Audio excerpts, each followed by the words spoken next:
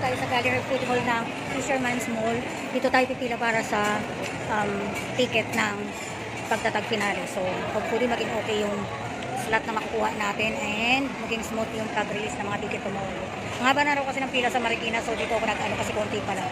So, update ko kayo later, guys. Galing kami dyan sa loob, sa Fisher Mall po to, guys. Galing kami sa taas, nakita-kita, and then kumain lang. Tapos bumaba dito, magsaka na yung mall. And dito na kami sa camping, bus. So, ayan. Yan yung mga harap na dyan. Dito kami mag-stay, magdamag para lang sa ticket ng SD. Kaya ayan, yung mga nagre-reklamo, akala nila madaling mag-camping. So, eto kami ngayon. Here we are.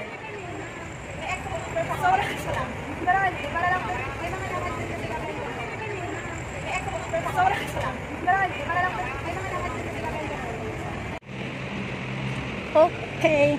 Camping pa more. Yan ang nagagawa ng SB19 sa amin. Kaya namin matulog sa lansangan.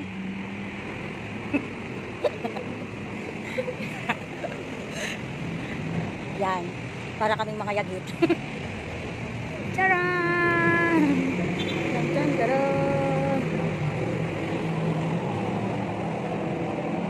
Tomorrow.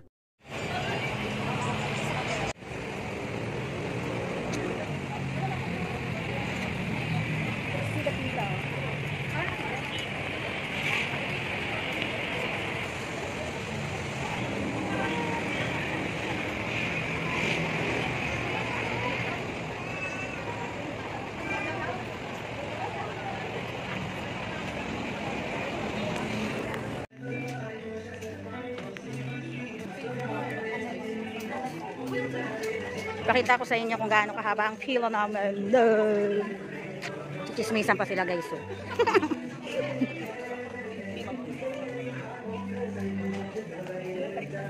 Say hi! Ang haba na, guys.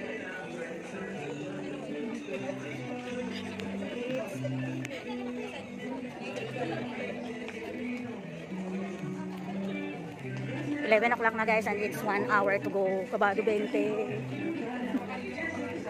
Ang haba! Taran! So, ayan po yung end ng line.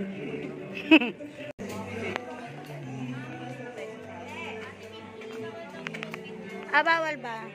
Bawal daw mag-video. Counting lang! Angkas na tayo kasi nagmamadali na ako. Kanina pa naghintay sila Kisha sa Araneta. So, angkas is live.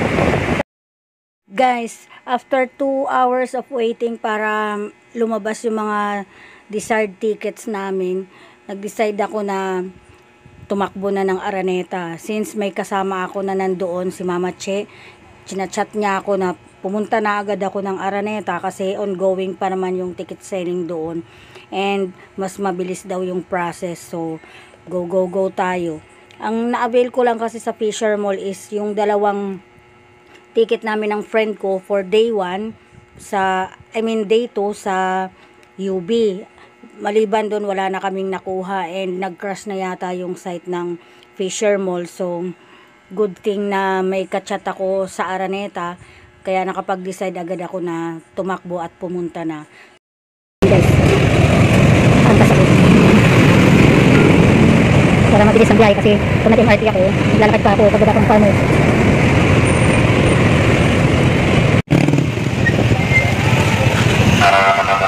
Araneta na kami, guys.